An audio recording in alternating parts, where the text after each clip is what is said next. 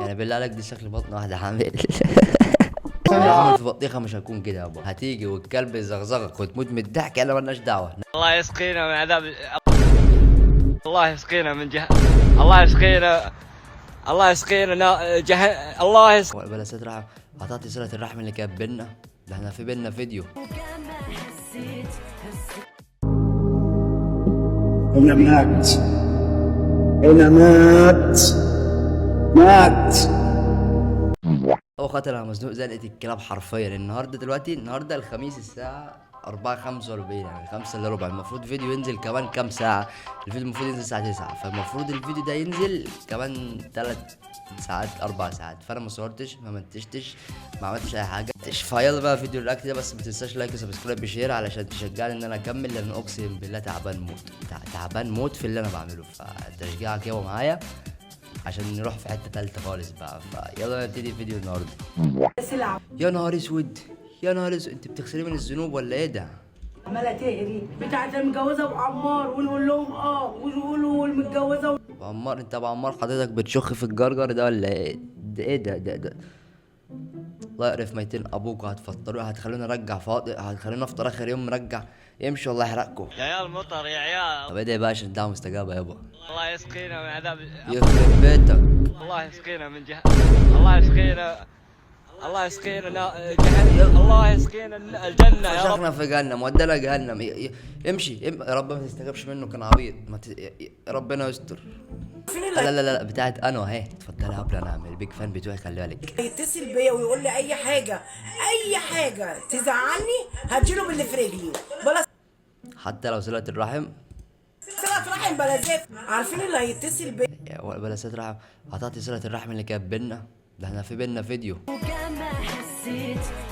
بنقول انا في ساعة قطعتيه كل ده. ربنا يسامحك يا شيخ.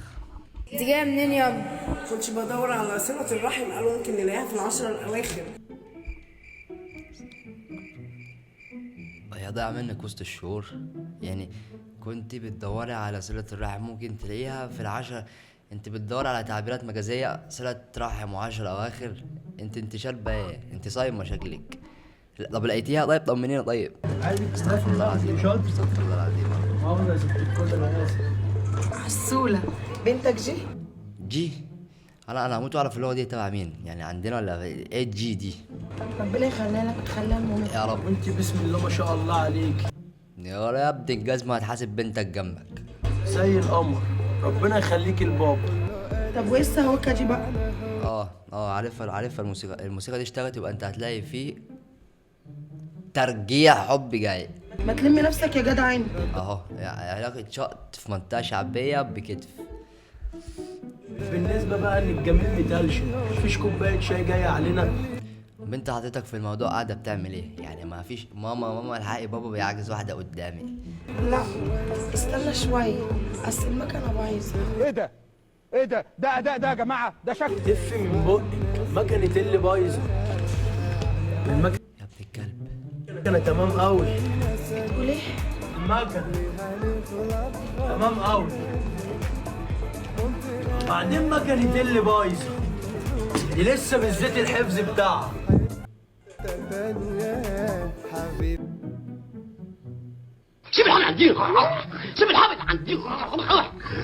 مفيش والله احلى من كوبايه الشاي وشويه القران بعد اذان الفجر. اقسم بالله يا اسطى، الروقان تجيب كوبايه الشاي تشربها كده وتقرا قران، وبعدها تخلص وتسبح حبه وتروح تنام. يا دين امي، روقان طول الشهر. عاش عليك يا اسطى واستمر، يا ريت نعمل زيه.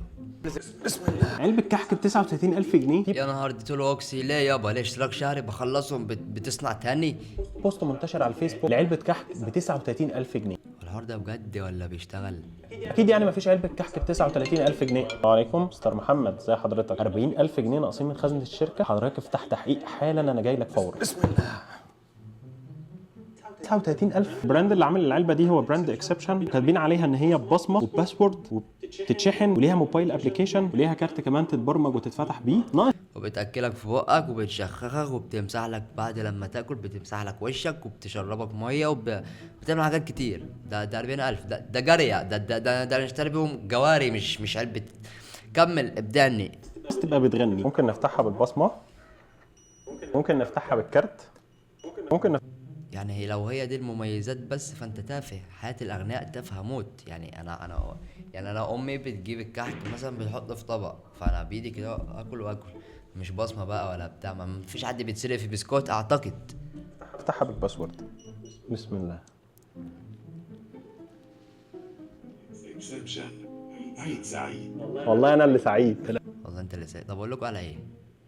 انا اقول لكم على حاجه حلوه. الناس الاغنياء اللي معاها فلوس ومش عارفه توديها فين، يا باشا انا هات لي، يا عم هات لي 10000 جنيه في الشهر، شهر واحد هات لي فيهم 10000 جنيه واجي لك كل يوم وانت بتاكل كحك اقول لك اقول اسمك، يعني مثلا اسمك علي عيد سعيد، واخد بقى 500 جنيه واروح. اي خدمه بوفر عليك. بتغني كمان. افتحها مره كمان معلش. بسم الله. عيد سعيد. يا نهار ولما بالله. سالت قالوا لي ان الاصناف اللي داخل العلبه دي في ناس قعدت عملتها بالايد قطعه قطعه، والاصناف اللي موجوده فيها كعكس. ده لو قمحايه، ده لو دقيقه، لو ذره مش هتوصل 39000. ما انا امي بتعملها فوق قطعه، عجنه، غلايه، مش بنعدي ال 500 جنيه، مش بنعدي ال 1000 جنيه طلباتها. ده كعك بكان، كعك عين جمل، كعك فستق، معمول تمر، معمول فستق، غريبه لوز، غريبه فستق، بسكوت برتقال، بيتي فور لوكس، بسكوت نشادر، بسكوت شوكولاته، بسكوت سبيشال، كوكيز شوكولاته، كوكيز ميلك، برازق فستق. ومكتوب مفيش حاجه الماس كده، مفيش في الصين الماس من تحت.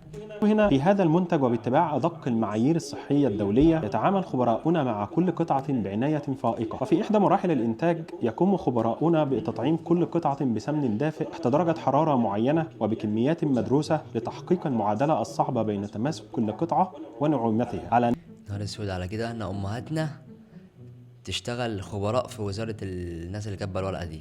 ده لو ما كانش حد كتبها يعني ملوش فيها اصلا. هنا امنا بتروح تشطخ، حط مقدار، اضرب، اعمل، اطلع، اجل، وقف، اطلع، اعمل، اضرب، اعمل، شخبط، اعمل، بتطلع لك موت. اكسابها نعومة لا مثيل لها ومذاقا فريدا. يعني مش عارف، رزق الفستق دي خطيرة. جرب الأصناف اللي جواها ما شاء الله. بسم الله. يا ترى القطعة دي واقفة عليا بكام؟ صنف حلوة قوي. بسم الله. شوكولاتة دي انا صايم يابا. حلوة قوي. كحك طبعا أهم حاجة. كحك محشي. بس أنا كده أكلت ب 2000 جنيه بس. حلوة قوي. وفرحان فرحة امك بيك. انا مش هكمل عشان هتجلط، بس انا عاوز اعرف دي لما تخلص هتدعي على الشاحن هتطبخ تاني ولا 40000 في الهوا؟ عشان دي الحاجة الوحيدة اللي تمنعني ان انا اشتريها. لو مثلا بتخلص خلاص انا مش شاري يابا. قوي ده معمول تمر. الله انا بموت في اي حاجه بالتمر. قوي ده 10 من 10 ونجم. هي فيها صفه، الثانيه، الثالثه ما شاء الله. والله لو 7 اطباق لفوق مش 40000. بقول لك ايه يابا، ربنا يبارك لك فيها. انا ضد الحجاب. ايه ده دخلنا جهنم ولا ايه؟ ليه بقى مش مقتنعه بالحجاب؟ ان انا برفض فكره ان انا جسمي حاجه شيمفل. شنفل يا نهار اسود، يا نهار اسود يا ساتر، شنفل. هو انا شنفل اصلا؟ يعني انت بتقول ايه؟ وان انا لازم اخبي نفسي عشان كده هبقى بغري الراجل. هو مين قال كده حضرتك؟ هو بعيد عن انك تغري الراجل، هو ربنا مش قالك انت تعمل كده فانت تعمل كده من غير ما تتناقشي. ثانيا انت مين قالك ان انا بنتغري بشعرك؟ يعني ده توضيح بسيط جدا. انت مين قالك ان انا مثلا كشاب ولد انت بتقولي انا مش بتغري بشعرك اصلا؟ استغفر الله العظيم. لو كان فعلا حاجه ليها علاقه بيكي وبربنا يبقى هتتحجبي على طول، مش هتيجي بقى لما الرجاله تمشي وهتقلعي الحجاب. لا، هو عشان الرجاله وعشان نغريهم. بالظبط. انت هتتحجبي على طول، تجيبي طرحه حضرتك وتجيبي مسمار 3 سم، لا 3 سم كده، هو تجيبي في راسك وتدب دب دب وخلاص انت قاعده بالحجاب. طب ما كان ربنا خلقك قرع ما بالمره، يعني كنا نوفر شعرك كده من حضرتك وكان خلقك قرع كده انت مش هتتحجبي مش هيكون اجبار على حضرتك. مش كانت الفكره برضو؟ مش يعني انا مدركه جدا ان الاحتشام ممكن يبقى مصدر قوه للبنات بالظبط. وان تبقى حاجه انت عايزه تعمليها، تحسي ان انت بتحمي نفسك او تبقي مقدره نفسك يعني. حلو. بس ده الاحتشام وده موجود في كل الاديان. هو حضرتك يعني الابديت ده نزل عند حضرتك في الدين امتى؟ عشان انا ما عملتش ابديت بقالي شهرين 3 4. ايه الحوار ده؟ مش الاحتشام ان كلك على بعضك، مش كلك ودي لا يعني. مش الحجاب لو احنا في مجتمع الشعر بيهيج الرجاله، فاحنا بيهيج الرجاله. كفايه شعر شعر شعر شعر شعر. الباروكه اللي انت لابساها مسماهم شعر يا عم، امشي الله يرضى عنك. خلاص يا حبيبي اخر الشهر وهو انا الاسود ولدت فرقت سقطت. ايه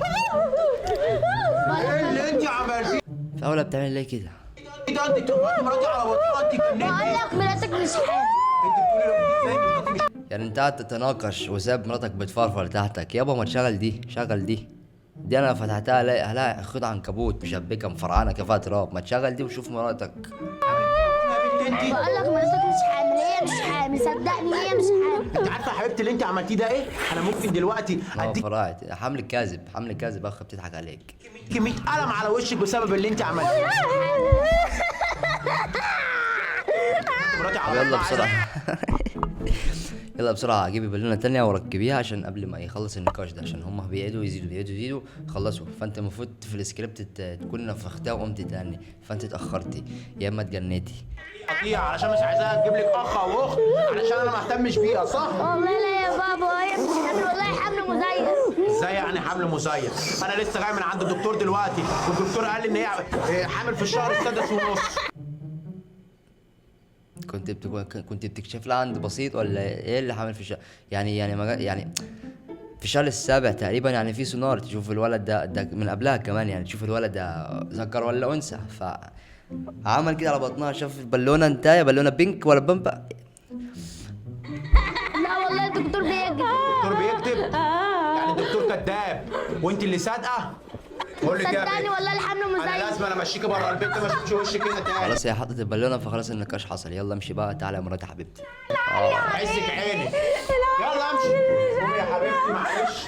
اشمعنى قلت لها امي لما حطت البالونه؟ اتفاق سكريبت يا خرا. هدخل دلوقتي. ثانية واحدة يا حبيبتي. يعني بالله عليك دي شكل بطن واحدة حامل. شكل بطن واحدة حامل. ده لو حامل في بطيخة مش هكون كده يابا. ثانية واحدة يا حبيبتي. الو. ايوه يا دكتور. يا دكتور بالونه فرقعت. هات بقى دبل فيس وتعالى وهدس البالين معاك تاني يعني. امشي يابا عشان انا هفضل عليكم. اي حد يقرب نواحي البصلات ما له مشغر نفسي، سواء كان دبور سواء المؤرخ. جبنا لكم راعد والجدع هتقرب من البصلات، واللي عاوز يقرب يقرب. بالظبط، احنا حذرناك يابا اهو. هتيجي والكلب يزغزغك وتموت من الضحك، انا مالناش دعوه. نزلنا فيديو على التيك توك بس يابا. ايه ده ثواني، انا افتكرت حاجه يا دين امي. الفيديو بتاع القران والشاي فوق ده بيقول بعد الفجر. ايه ده؟ او شكلك شيطان اصلا. يا دين ام على البروسيسور بتاعي ده. انا بقالي ساعه بصور وانا رايح اختم، رحت افتكرتها جيت قلتها. انا دماغي مفسيه خالص. يعني تقريبا هنختم الفيديو لحد هنا. فلو الفيديو عجبك يا صديقي المشاهد ما تنساش لايك سبسكرايب وشير، وانتظر القادم لان القادم سوف يكون جميل جدا. والسلام عليكم ورحمه الله وبركاته. وعيد سعيد عليكم برضه يعني بالمناسبه، عشان ده هيكون الفيديو بتاع ليله الوقفه اللي النهارده المفروض يعني. فكل سنه وانتم طيبين وعيد سعيد عليكم. واستنوا الفيديو الجاي عشان هتعجبكم موت، اقسم بالله. وفي مفاجآت بس مش هنقول دلوقتي. فيلا اشوفكم ان شاء الله في جاي جديد. سلام.